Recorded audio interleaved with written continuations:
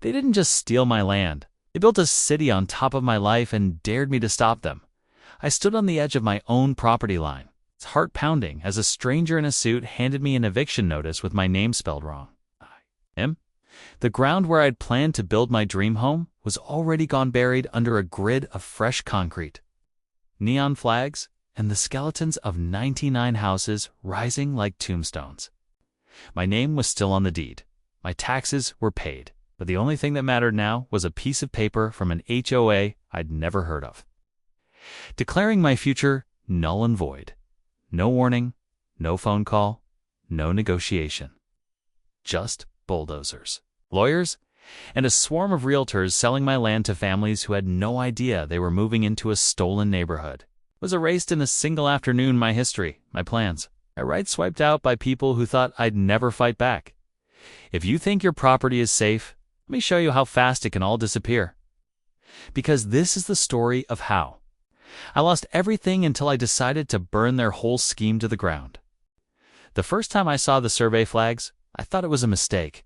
I'd owned that land for years. I'd walked every inch of it, memorized every dip and rise, every wildflower patch, and every old fence post.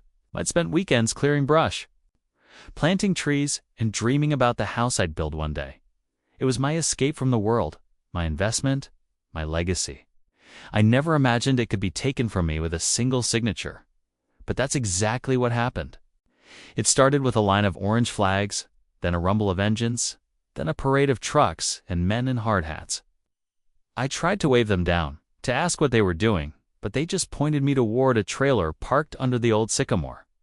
Inside, a woman with a clipboard and a smile that didn't reach her eyes told me, "You'll need to speak with the HOA office. We're on a tight schedule." HOA office. I'd never joined an HOA. I'd never signed a single document with those 3 letters on it. But when I demanded to see the paperwork, she slid a stack of forms across the table: permits, plats, and a deed that didn't have my name anywhere.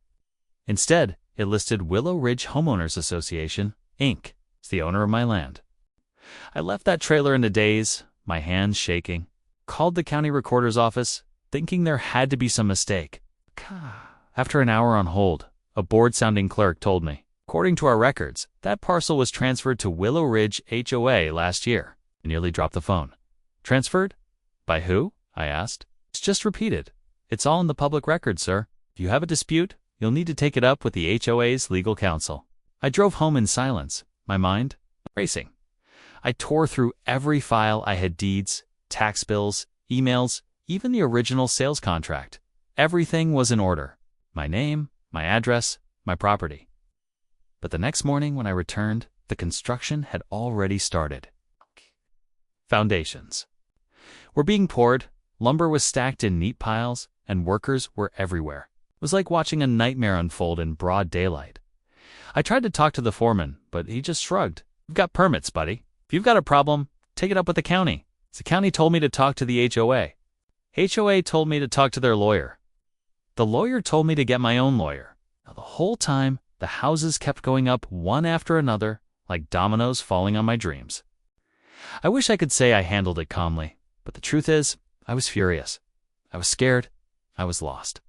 I'd always believed that if you did things the right way, if you paid your taxes, kept your paperwork in order, and respected the rules, then the system would protect you. But now, standing in the middle of a construction site on land I'd worked my whole life to own, I realized just how wrong I was. The system wasn't built to protect people like me. It was built to protect people like them. The worst part? Nobody seemed to care. Not the county, not the police, not even the neighbors who'd started showing up for open houses on land that was still legally mine. I tried to explain, to show them my paperwork, but they just looked at me like I was crazy. "It's really your land. Why are they building here?" one woman asked, clutching a glossy brochure for a Willow Ridge dream home. I didn't have an answer. All I had was a growing sense of dread and a stubborn refusal to let them win. That's when I made a decision. I wasn't going to let them take what was mine, not without a fight, not without the whole world hearing my story. I started documenting everything: photos, videos, emails, every conversation, and every threat. I called every lawyer in the county, every reporter who'd listen, every friend who'd ever said, "Let me know if you need anything." I was done playing nice. They wanted a war. I was ready to give them one. The first thing I learned is that when you go up against an HOA, you're not just fighting a group of neighbors with a newsletter. You're fighting a machine. It's a machine with lawyers, lobbyists, and a bottomless appetite for paperwork. Started. With the basics, I went to the county courthouse in person, determined to see the records for myself. The clerk behind the glass window barely looked up as I slid my ID across the counter. "Parcel number?" she asked. I rattled it off from memory. She typed it in, squinted at the screen, and then printed out a stack of documents. There it was. In black and white, a transfer of ownership dated almost a year ago, signed by someone I'd never met. The signature was a scrawl, barely legible, but the notary stamp was real. My stomach dropped. I asked to see the original deed, the one with my name on it. She found it, handed it over, and I stared at the two documents side by side. My deed was still valid, still on file. But somehow, the county had accepted a second deed, one that handed my land to the HOA. I asked how that was possible. She just shrugged. "Happens more than you'd think. The paperwork looks right, we file. If there's a dispute, it's a civil matter. A civil matter. That's what they called it when someone stole your life out from under you." I left the courthouse with a folder full of copies and a head full of questions. How had this happened? Who had signed my land away, and why hadn't anyone told me? I started digging. Called the title company that handled my purchase. Swore up and down that everything was clean when I bought the property. I called the bank, the realtor, even the notary whose stamp was on the fake deed. But no one had answers, or if they did, they weren't sharing them with me. Meanwhile, the construction on my land was moving at warp speed. Every day, new walls went up, new driveways poured. New sold signs hammered into the ground. I tried to get the police involved. I showed them my deed, my tax bills, the photos of my name on the mailbox. The officer listened politely, then told me, "This is a civil dispute, sir. If you want to stop them, you'll need a court order." I asked, "What would happen if I tried to stop the construction myself?" He just shook his head. "Don't do anything stupid. You'll end up in jail, and they'll keep building anyway." That's when I realized just how alone I was. The system wasn't just failing me, it was actively working against me. The HOA had money, lawyers, and political connections, had a folder of paperwork, and a growing sense of rage. But I also had something they didn't: the truth. I was determined to use it. I started talking to the neighbors, the ones who'd lived in the area before the bulldozers arrived. Most of them were sympathetic, but scared. "Do you know how these HOAs are?" one old-timer told me, glancing over his shoulder as if someone might be listening. "They get what they want, one way or another. Best thing you can do is take the money and walk away." But I wasn't interested in money. I wanted my land back. That's when I met Linda. She was a retired school teacher who'd lived down the road for 30 years. She invited me in for coffee and listened to my story without interrupting. When I finished, she nodded. "You're not the first," she said quietly. "They tried to take my pasture last year, claimed it was part of their green space plan. I fought them in court for 6 months. Cost me more than I care to admit, but I won. You can win too, but you'll need help." Linda introduced me to a local attorney named Marcus, a wiry guy with a quick smile and a reputation for taking on impossible cases. He listened to my story, flipped through my paperwork, and then leaned back in his chair. "You've got a fight on your hands," he said, "but you're not out of options.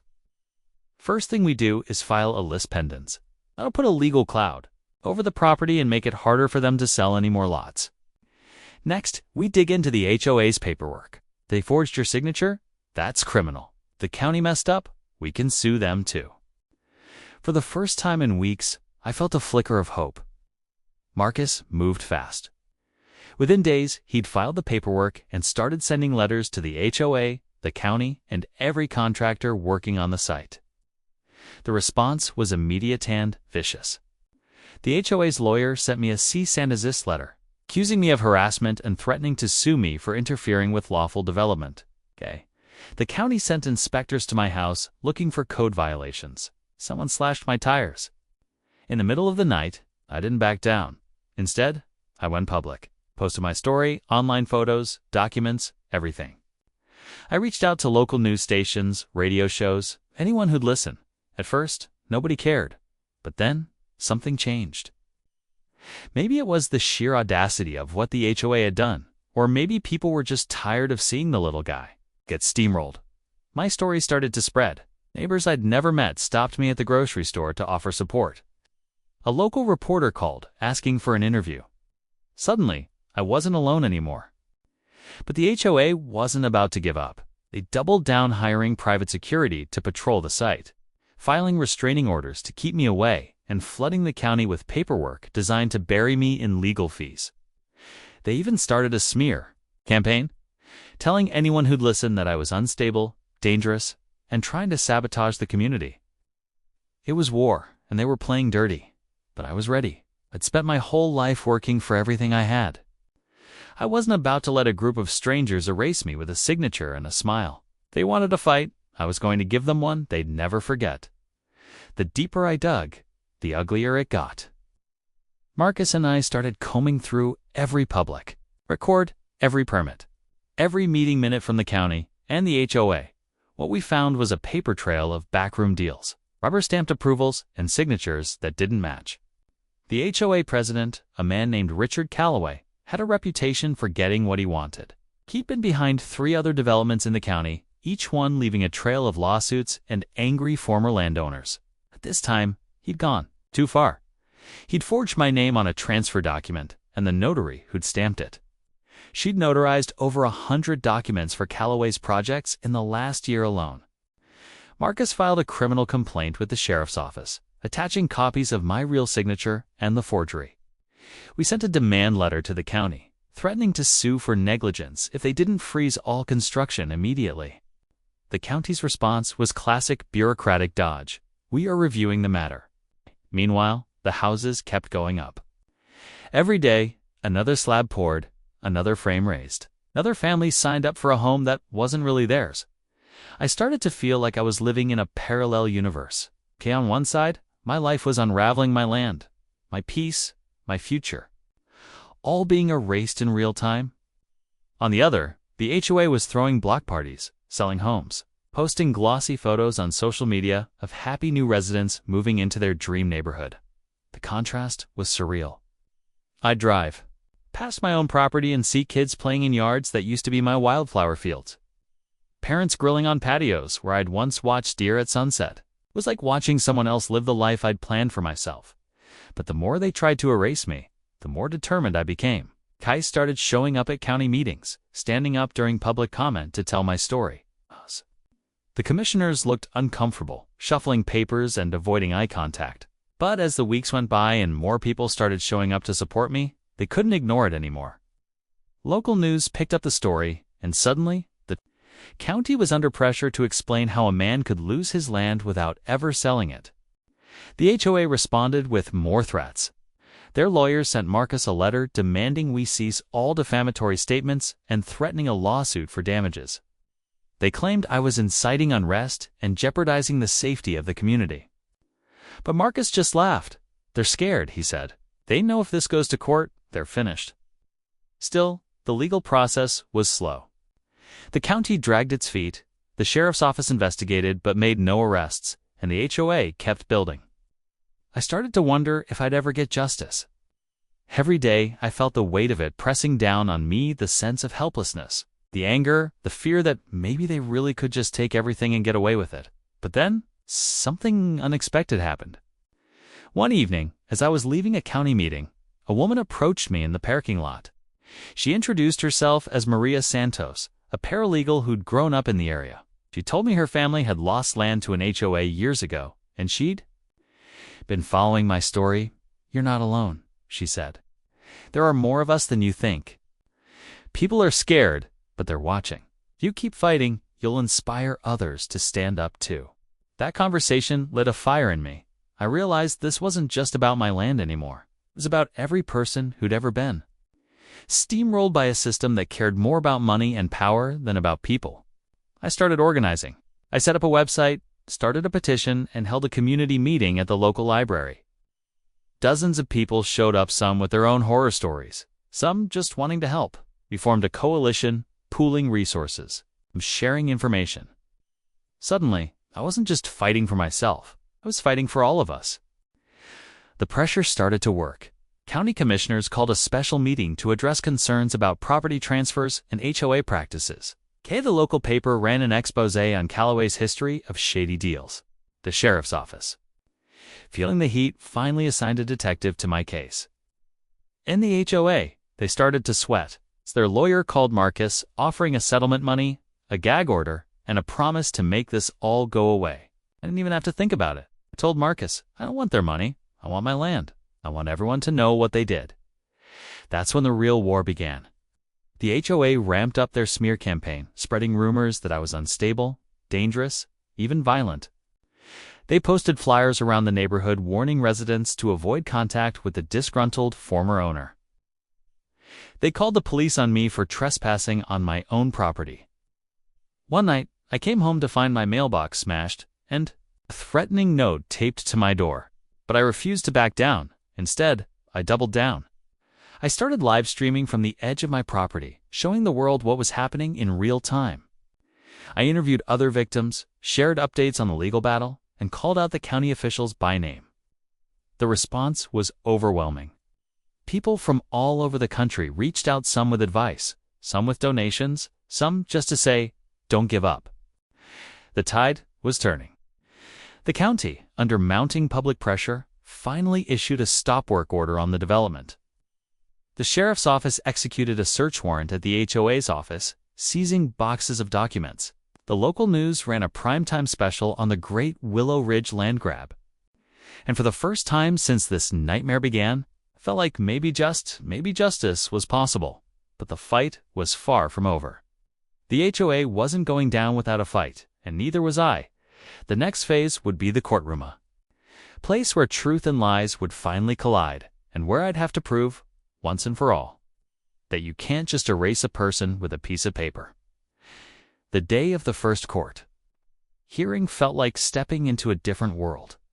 I'd never been inside a courtroom before, not as a plaintiff, not as a defendant, certainly not as a man fighting for the right to stand on his own land.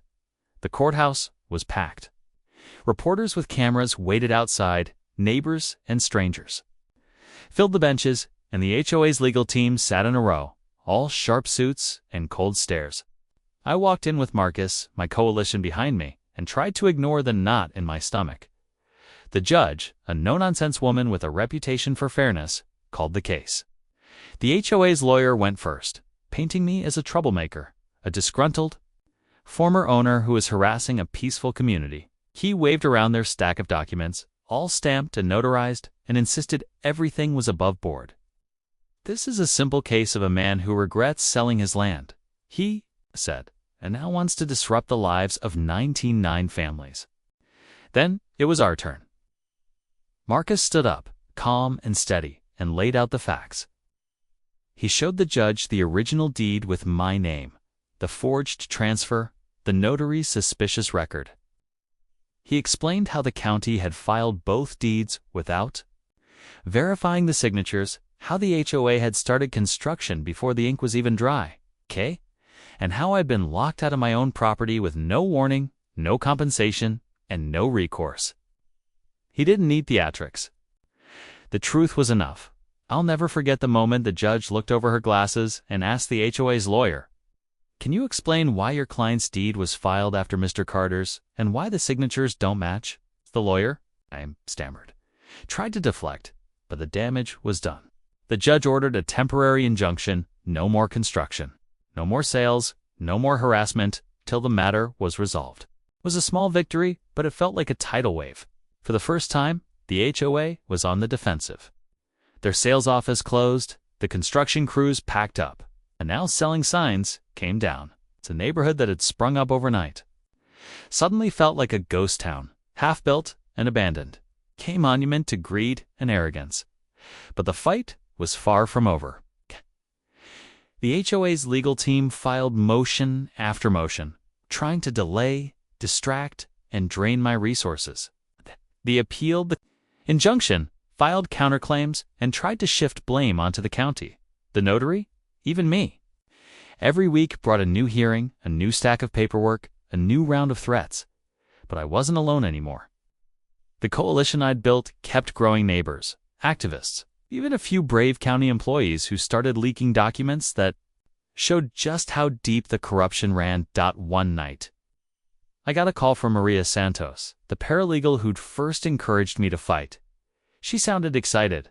"You need to see this," she said, and emailed me a file. It was a series of emails between the HOA president and a county commissioner, discussing the expedited approval of the Willow Ridge project. They talked about campaign donations, favors, and making sure the paperwork goes through without a hitch. It was the smoking gun we'd been hoping for. Marcus wasted no time.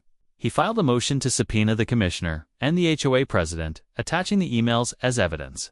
The judge granted it, and suddenly, the case wasn't just about my land anymore. It was about fraud, corruption, and abuse of power at the highest levels of local government. The media pounced. The story exploded: front-page headlines, primetime news specials, even national coverage. People started showing up at the courthouse with signs: "Justice for Carter. Stop HOA corruption. Our land. Our rights." The pressure was relentless, and the county officials who'd once ignored me now scrambled to distance themselves from the scandal. But the HOA wasn't finished. They tried to buy me off again, this time with a 6-figure settlement and a non-disclosure agreement. "Can walk away rich," their lawyer told Marcus. "Just sign here, and this all goes away." I didn't even hesitate. "Tell them to keep their money," I said. "I want my land, and I want the truth out in the open." The next hearing was electric. The commissioner and the HOA president were called to testify. Under oath, they tried to dodge, but Marcus was relentless. He walked them through the emails, the campaign donations, the rushed approvals. The judge listened, stone-faced.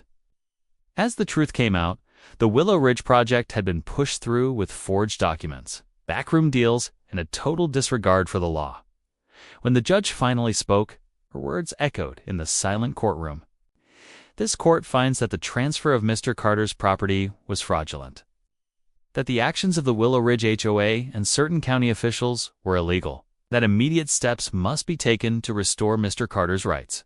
She ordered the county to void the fraudulent deed, halt all development, and begin an investigation into the officials involved. I walked out of that courthouse feeling lighter than I had in months.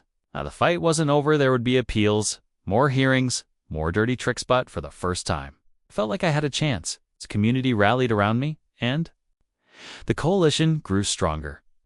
People who'd been afraid to speak out before now came forward with their own stories, their own evidence, their own determination to see justice done. But the scars remained.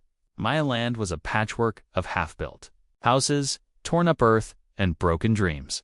The damage couldn't be undone overnight. But as I stood on the edge of my property, watching the sun set over the fields I'd fought so hard to protect, I knew one thing for sure: they'd picked the wrong person to erase. The weeks that followed were a blur of headlines, legal filings, and cautious hope. The county launched a formal investigation into the HOA and the officials who'd rubber-stamped their scheme.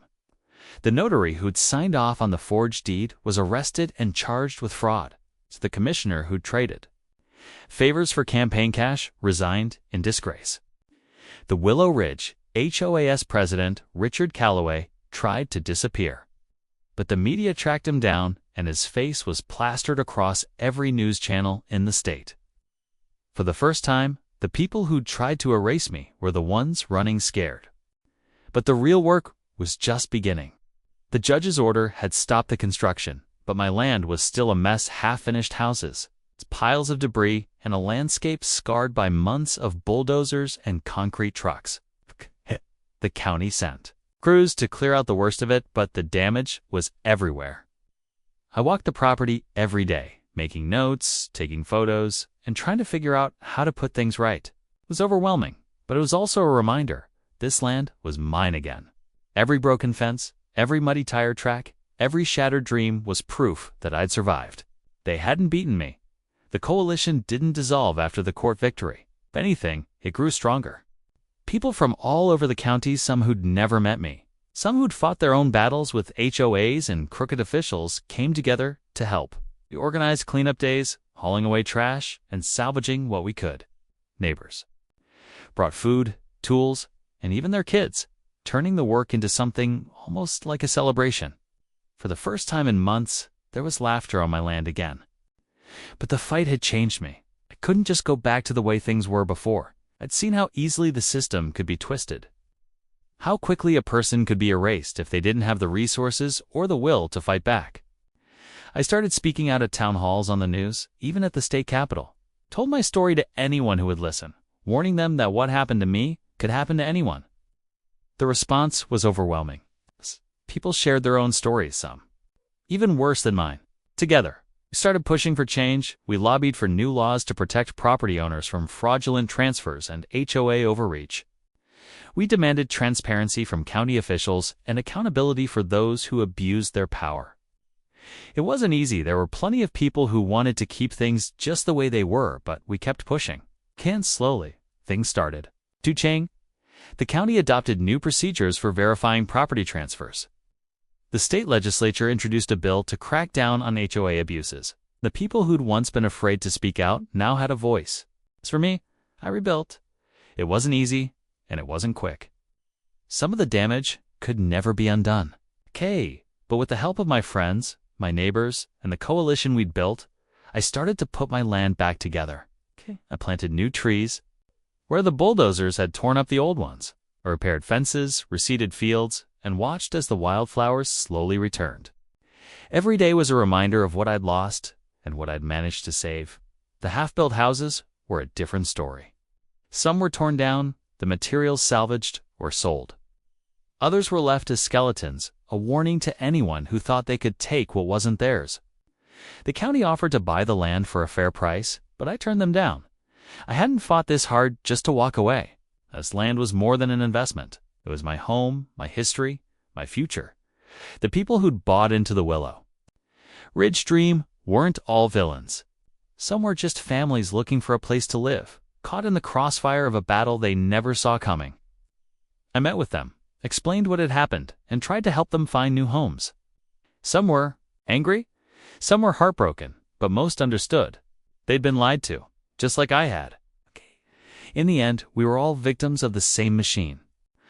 Looking back, I realized how close I came to losing everything. If I'd given up, if I'd taken the money and walked away, none of this would have come to light. The HOA would have gotten richer, the officials would have kept their jobs, and the next person in line would have been erased just as easily as I almost was. But I didn't give up. I fought back. And in the process, found something I never expected. A community worth fighting for. People ask me if I regret a TIF. I wish I'd just let it go. It's taken the settlement and moved on. The answer is simple. No. I don't regret a single day. Because now, when I walk my land at sunset, I know every inch of it was earned.